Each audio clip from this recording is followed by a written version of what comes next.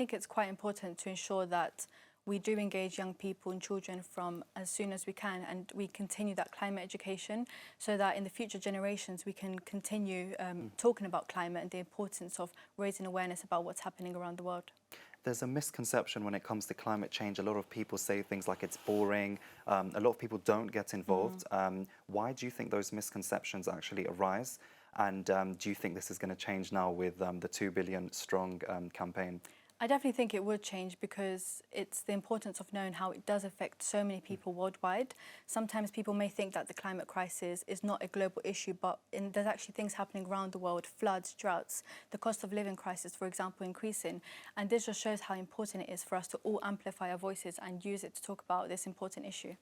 And the fact that this campaign is being set up, is that because you feel that kind of the government and institutions are not doing enough, or is it just a further amplification of what all of us need to do as a collective kind of society and not necessarily a government initiative? It's everyone's duty, I suppose, to make a change. How do you feel about that? Yeah, exactly. So it's like you said, it's everyone's duty to make a change, and it's important for us to come together, talk about the issues of climate crisis, but also recognise what needs to be done.